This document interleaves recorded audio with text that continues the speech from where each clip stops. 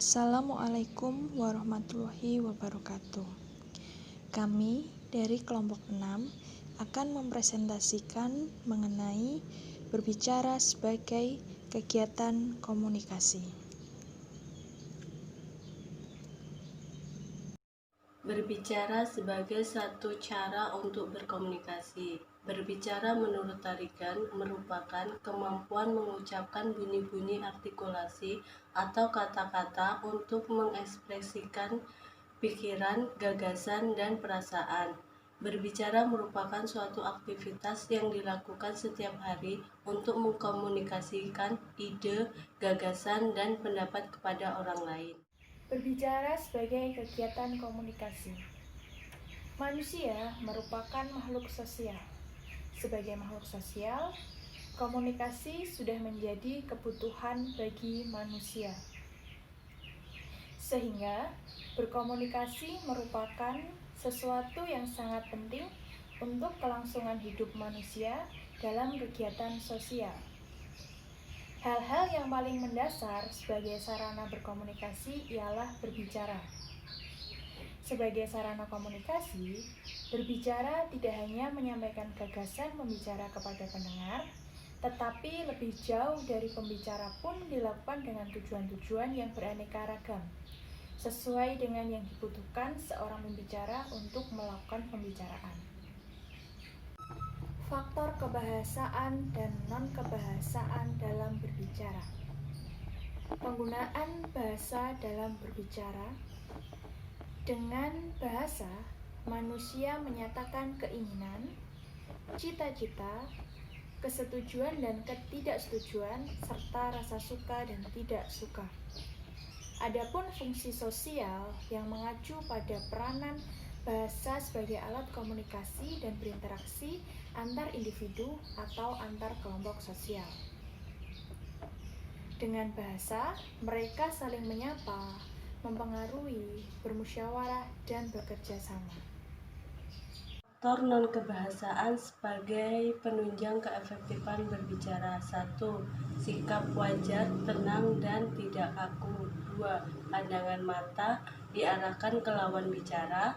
3. Kesediaan menghargai pendapat orang lain. 4. Gerak-gerik mimik yang tepat. 5. Kenyaringan suara.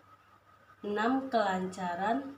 7. Penalaran. 8. Penguasaan topik atau materi yang ingin disampaikan. Faktor kebahasaan sebagai penunjang keefektifan berbicara.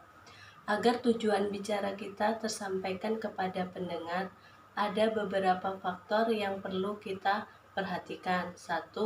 Ketepatan ucapan. Maksudnya, pengucapan bunyi-bunyi atau kata-kata itu harus jelas, tidak bercampur dengan bahasa dialek atau bahasa tidak baku.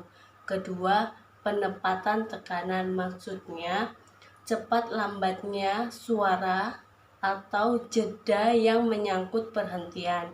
Ketiga, pemilihan kata. Maksudnya, ketepatan kita dalam memilih kata-kata. Fungsi berbicara. 1. Pemenuhan hajat hidup manusia sebagai manusia. 2. Alat komunikasi untuk berbagai urusan atau keperluan. 3. Ekspresi sikap dan nilai demokrasi. 4.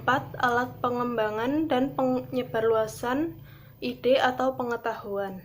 5. Peredam ketegangan, kecemasan, dan kesedihan. Tujuan berbicara. 1. Memberitahukan dan melaporkan atau to inform. 2. Menjamu dan menghibur atau to entertain. 3. Membujuk, mengajak, mendesak, dan meyakinkan atau persuade. Pengertian komunikasi. Komunikasi adalah sebuah proses pernyataan antara manusia di mana yang dinyatakan adalah pikiran atau perasaan seseorang kepada orang lain dengan menggunakan bahasa sebagai alat penyalurnya. Dalam istilah komunikasi, terdapat pesan, orang yang memberi pesan atau komunikator dengan orang yang menerima pernyataan atau komunikan. Komponen efektivitas komunikasi. Sebuah komunikasi dapat dicapai apabila memenuhi minimal 5 komponen, yaitu 1. Adanya kesamaan kepentingan antara komunikator dan komunikan. 2. Adanya sikap saling mendukung dari kedua belah pihak. Ketiga, sikap positif, artinya pikiran atau ide yang diutarakan dapat diterima sebagai sesuatu yang mendatangkan manfaat bagi keduanya. Keempat, sikap keterbukaan yang ditampilkan oleh kedua belah pihak. Kelima, masing-masing pihak mencoba menempatkan diri atau adanya unsur empati pada lawan bicaranya.